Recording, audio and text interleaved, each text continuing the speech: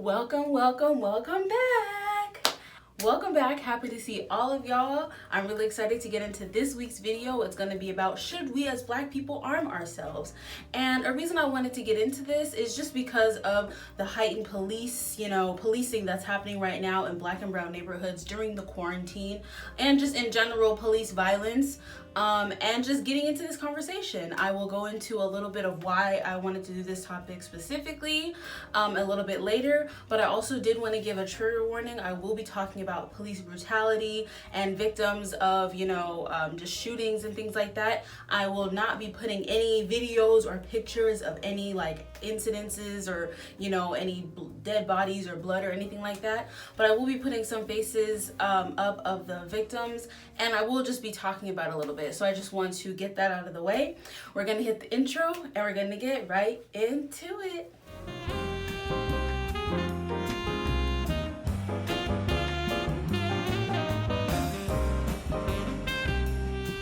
So a reason I wanted to do this video is because of a recent upload that the Grapevine uploaded. The Grapevine is a popular YouTube series. I will put the link of the video I'm talking about in the description, but it's essentially a group of iconic Black people in New York who do really amazing work, educated, all these different things, and they get together just every now and then, and they have a conversation about just something that's happening within the Black community and things like that. It's a really cool space because I think dialogue is really important for change.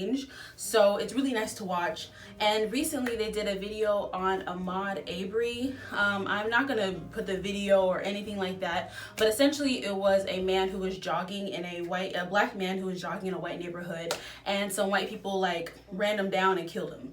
Essentially, that's what happened. And the video was it was going around on Twitter, I saw on Instagram and things like that. Some people had seen it, some people haven't.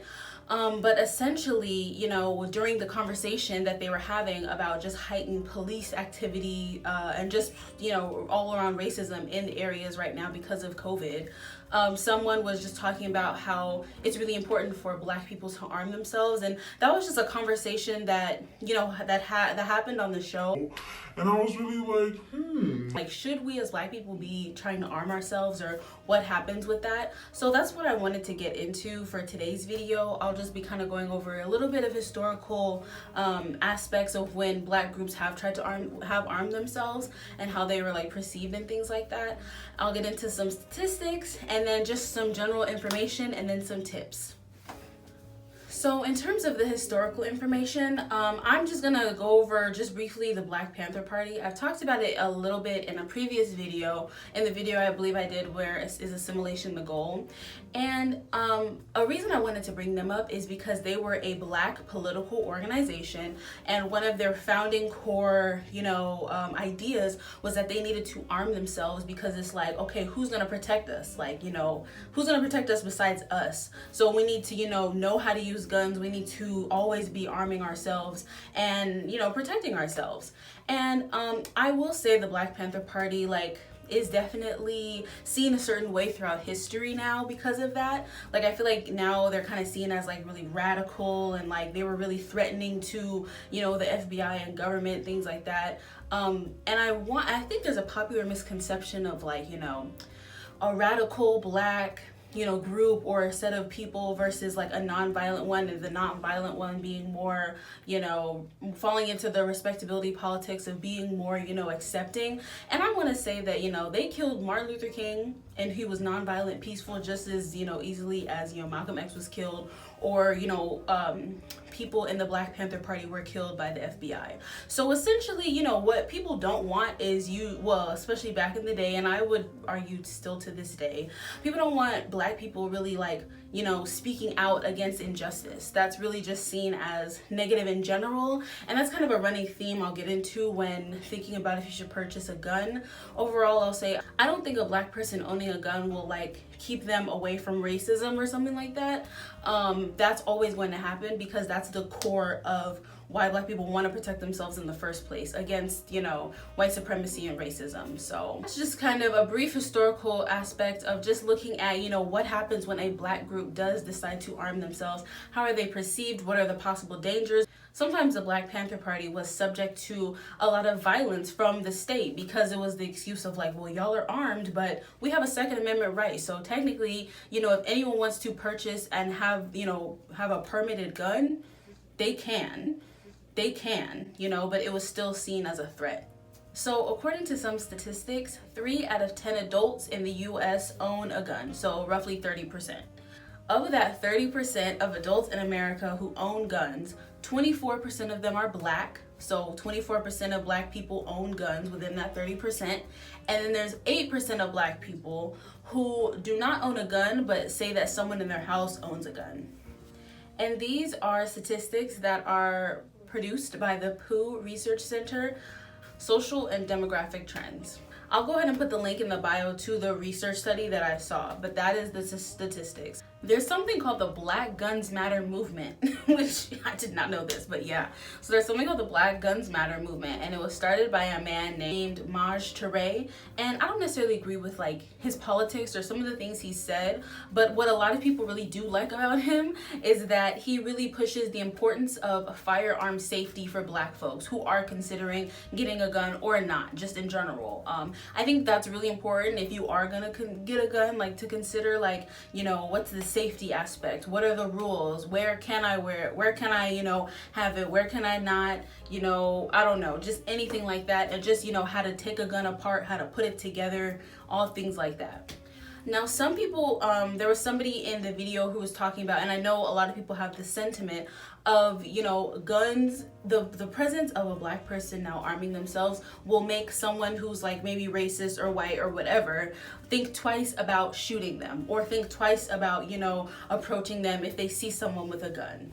A Black person with a gun. Another reason a lot of people, feel the need to have a gun is for safety reasons.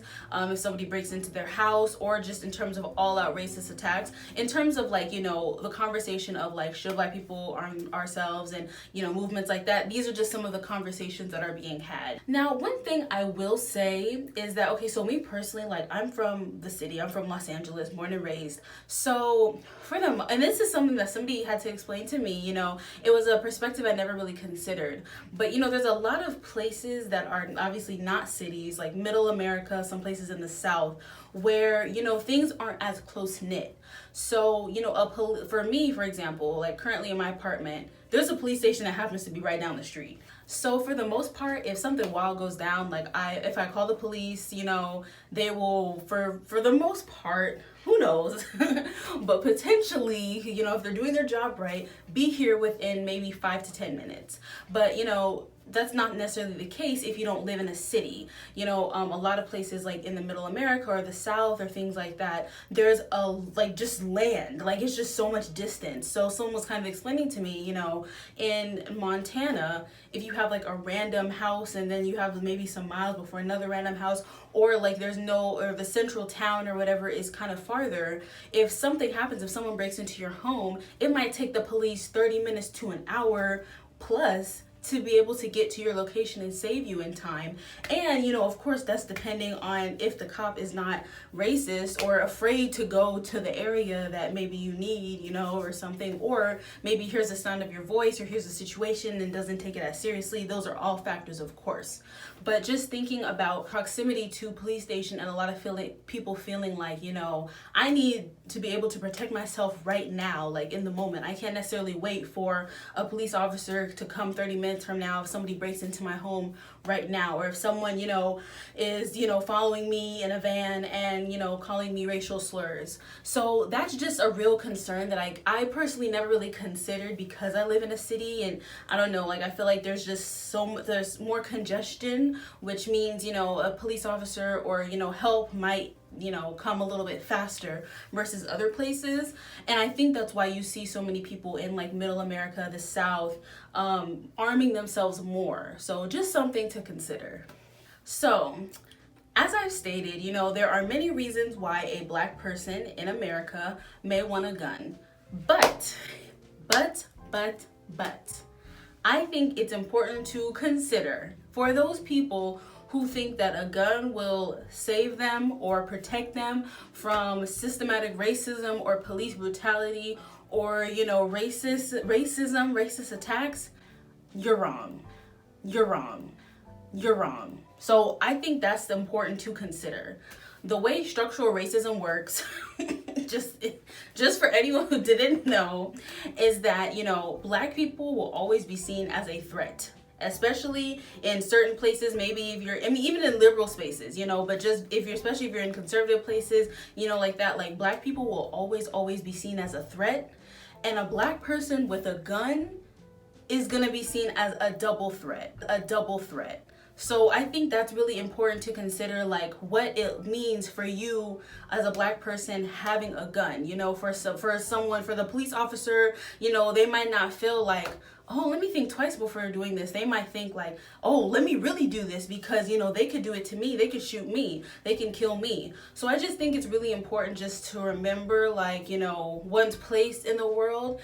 Now, I'm not saying this to say, don't live your best life. Again, this is not a video or pro, anti-gun, whatever. I'm just laying out the facts, and I think it's important to consider all of this before either getting a gun or just thinking about this question in general. And just unfortunately, like some real examples, Fernando Castillo was a gun owner and he was shot by police in his car. Another unfortunate example is a woman named Breonna Taylor, and she was a victim of a police raid where they said they needed to raid her house for some reason. So they came in, raided her house. Her partner got scared. He was a licensed gun owner.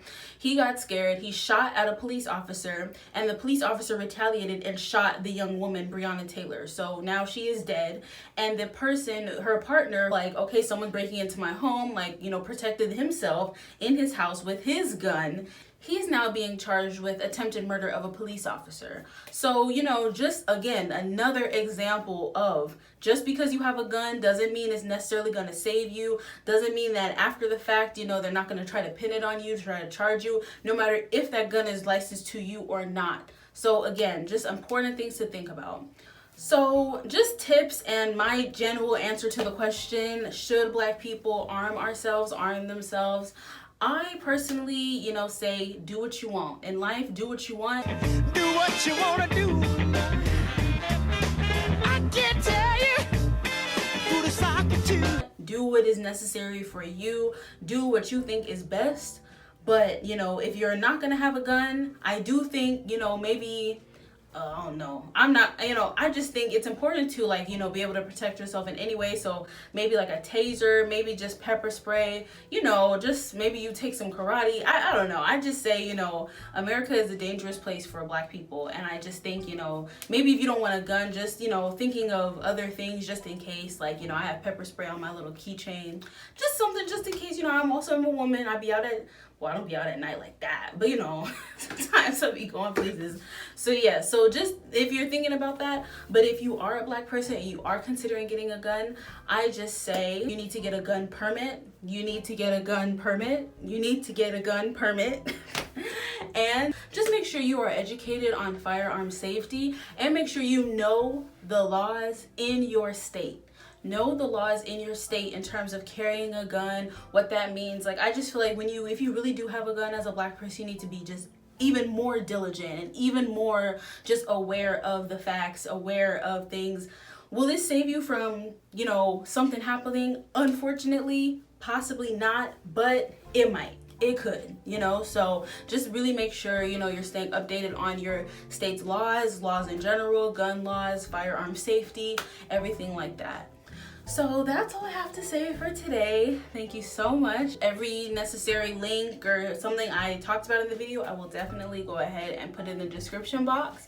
I will see y'all soon for another video. Please like, share, and subscribe. Just keep spreading the knowledge. Keep talking about these things. Let's keep having conversations. Comment below. Do you think Black people should arm ourselves? Do you think, the risks outweigh the pros? Let me know. I want to know what y'all think, what y'all are feeling.